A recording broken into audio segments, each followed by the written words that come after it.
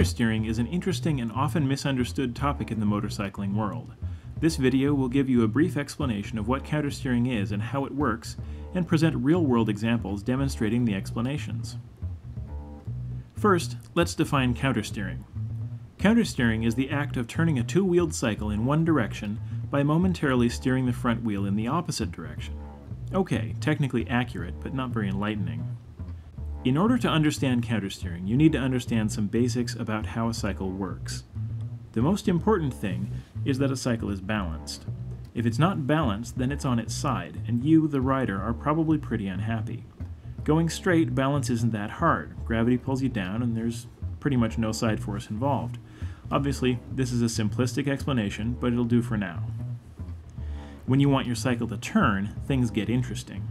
The cycle has to stay balanced, but it also needs to turn, so it can't be upright.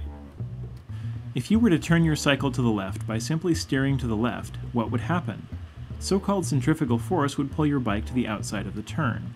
The only part of your cycle which has any friction is the tires, so that would become the pivot point. Your cycle falls over, and you go flying. Not good. In order to balance out the centrifugal force, you want to use gravity. In order to use gravity, you lean the bike into the turn. Gravity pulls the bike one way, and centrifugal force pulls it the other way. They balance each other and the bike stays upright.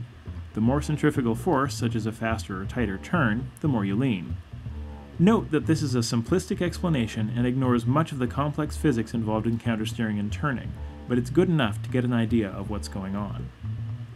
The clearest demonstration of countersteering in action is around 15 miles per hour. Watch as the rider rides toward the camera, then steers away. Let's watch that again in slow motion. Keep your eye on the front tire and the bike's angle to gravity. See how the tire briefly aims to your left and the bike quickly leans to your right? Once there's enough lean angle and everything's balanced, he steers into the turn. It's that moment, when the tire is steering away from the turn, that is countersteering. Countersteering doesn't just work for motorcycles. It also works for bicycles, although it happens very quickly due to a bicycle's low weight. In this shot, the rider is coming toward the camera at around 10 miles per hour. As with a motorcycle, it's a simple twitch of the wheel to lean the bike, then steer into the turn. Countersteering both leans a bike over and picks it back up, as this shot demonstrates. As you can see, he steers into the turn to pick up the bike, and away from the turn to lean it over again. Interestingly, countersteering works at all speeds. Even at the slowest crawl, it still works, although it may not be the best way to steer your cycle. Here's the same rider on the same motorcycle, only this time he's riding at 3 miles per hour. A quick twitch, and the bike turns away. Again, in slow motion, it's a bit clearer. Keep your eye on the tire and the headlight. Watch again. Note that although countersteering at low speed does work, it's actually pretty hard to do safely. All you want to do is get the bike leaned, and shifting your weight is easier to control at low speed on both bicycles and motorcycles. If you try this at home, be very careful and prepare to drop your bike. Countersteering continues to work at high speed. In fact, it becomes vital. Your bike has a natural tendency to stay upright, which gets stronger the faster you go. So the faster you go, the more you need to actively countersteer even through the turn to overcome this self-righting tendency. At race speeds, racers are actually using a tremendous amount of countersteering force just to keep their bikes leaned over.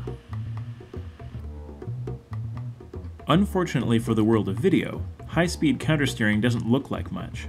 This shot shows a 30-mile-per-hour curve, and the countersteering taking place is barely perceptible. At higher speeds, it's effectively invisible. Countersteering is an important skill to master, and it may save your life one day. However, practice it with care and proceed slowly. Too much countersteering input throws your bike on the ground very quickly, and particularly at higher speed, you can remove a lot of skin in a hurry.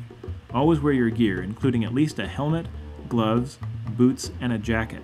The demonstrations in this video were performed by a skilled, experienced rider.